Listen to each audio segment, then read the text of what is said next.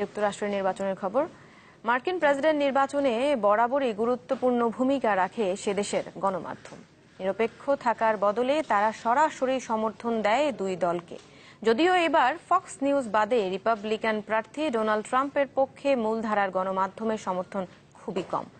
দীর্ঘদিন ধরেই রিপাবলিকান ঘরানার বলে পরিচিত সংবাদ মাধ্যমও এবার পাশে দাঁড়িয়েছে ডেমোক্র্যাট প্রার্থী হিলারি ক্লিন্টনের। Hillary accidentally bumped into me. President নির্বাচনের বড় দুই দলের প্রার্থীকে সমর্থন জানাতে কোনো রাগঢাক রাখে না যুক্তরাষ্ট্রের গণমাধ্যমগুলো।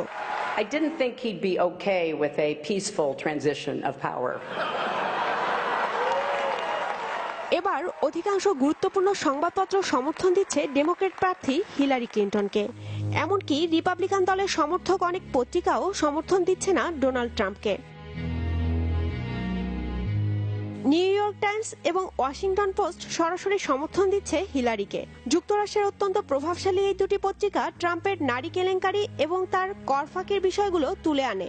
ঐতিহ্য ভেঙে ট্রাম্পকে প্রত্যাখ্যানের আহ্বান জানিয়েছে USA today.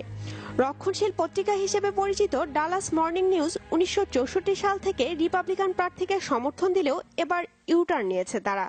All of these liars after the election is over. That he is unqualified and unfit to be President and Commander-in-Chief of the United States of America. একই অবস্থা অ্যারিজোনা রিপাবলিকের। রক্ষণশীল ঘরানার এই পত্রিকাটি অতীতে রিপাবলিকানদের সমর্থন দিলেও এবার পাশে দাঁড়িয়েছে হিলারির। রিপাবলিকান শিবিরের অভিযোগ পক্ষপাতিত্ব করছে গণমাধ্যমগুলো। যদিও এই অভিযোগ ভিত্তিহীন বলছেন বিশ্লেষকরা।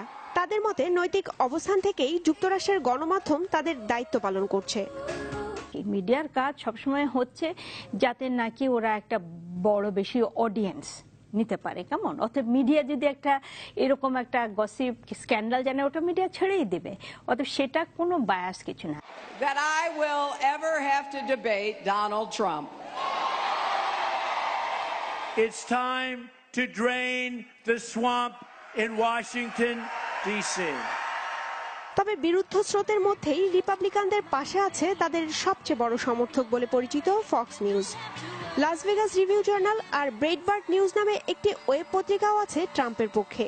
সেই সাথে যুক্তরাষ্ট্রের অতি কট্টরপন্থী কিছু রেডিও চ্যানেলও ট্রাম্পের পক্ষে কাজ করছে। It's pretty clear it's espionage against our people.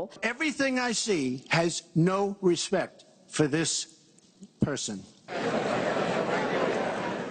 Raunak Jahan, channel 24।